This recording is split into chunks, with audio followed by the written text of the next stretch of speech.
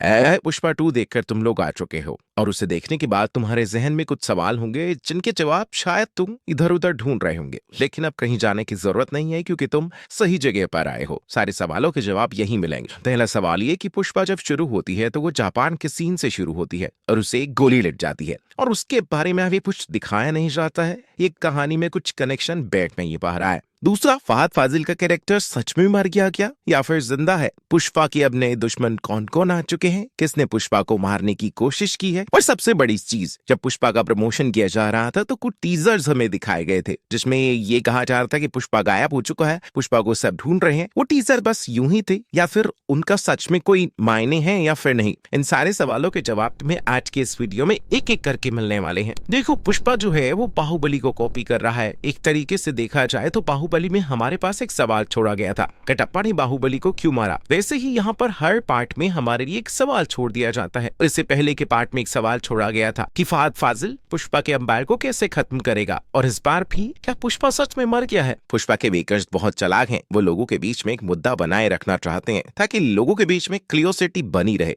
इसीलिए तीसरे पार्ट का भी अनाउंसमेंट कर दिया है। तो बिना टाइम वेस्ट किए तुम्हारे सवालों के जवाब देना शुरू कर दी। देखो भाई, सबसे पहला सवाल कि भाई जापान से जब कहानी शुरू होती है तो पुष्पा को अगर गोली लगी है तो भाई इसका साफ साफ जवाब है ये स्टोरी आगे कैसे बढ़ रही है। सारी की सारी चीजें फ्लैशबैक में चल रही थी। पुष्पा मरा नहीं है, वो जिंदा है। जब ब्लास्ट होता है उसके बाद पुष्पा वहां से निकलकर जापान चला जाता है क्योंकि कुछ टीजर्स में हमें हिंट दिए गए थे कि पुष्पा कहाँ है, किसी और देश में तो नहीं चला गया। अब पुष्पा हर बार पहले ही बता देता है कि आगे कहानी में क्या होने वाला है। पुष्पा के पहले पार्ट का नाम क्या था? The rise. इसका मतलब क्या है कि पुष्पा कैसे बना? इसको परफेक्टली एग्जीक्यूट होते हुए हमने पहले पार्ट में देखा। और दूसरे पार्ट का नाम क्या था? The rule. और सेकंड पार्ट में हम ये चीज देखकर अब तक समझ चुके हैं कि भाई पूरा का पूरा स्टेट उसके हिसाब से चलता है। हर चीज पुष्पा से पूछ कर की जाती है, यानी कि पुष्पा का राज हो चुका है। और तीसरे पार्ट का नाम है रैम्पेज। रैम्पेज का मतलब होता है गुस्सा। अब पुष्पा गुस्से में क्यों है? क्योंकि कहानी के एंड में जो ब्लास्ट हुआ था वहां पर वो किसी अपने को खो देता है, या तो अपनी माँ को या अपने भाई को या फिर हो सकता है अपने बच्चे को।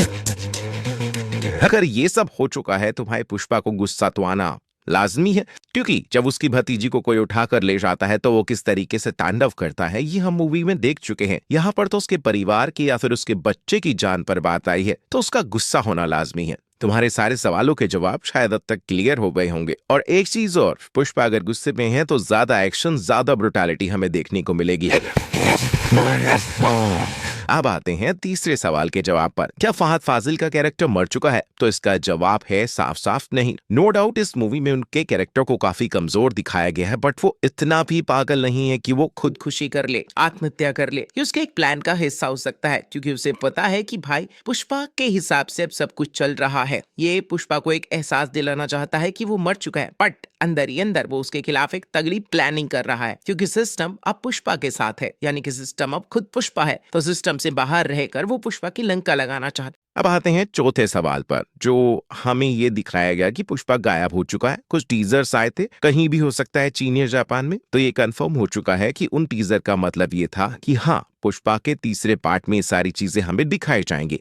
जो ब्लास्ट एंड में हुआ है उसके बाद पुष्पा गायब हो चुका है। पुष्पा अपना पैसा लेने के लिए जाता है क्योंकि उसे वापस से रीस्टैब्लिश होना है, क्योंकि पैसों के बिना वो कुछ नहीं कर सकता।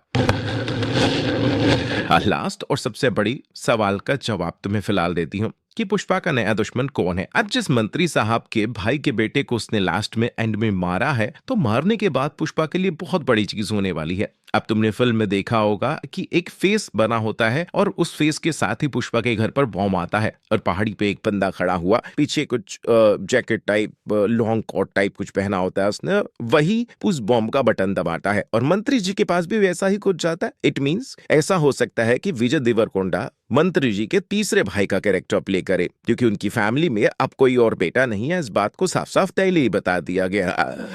आई थिंक अब तक मैंने आपके सभी सवालों के जवाब दे दिए हैं। पुष्पा 3 में आपको क्या कुछ देखने को मिलेगा और क्या कुछ नहीं, पुष्पा का नया दुश्मन कौन होगा, ये एक डिटेल वीडियो है आपके लिए। मजा आया हो तो वीडियो को लाइक और शेयर कीजिएगा।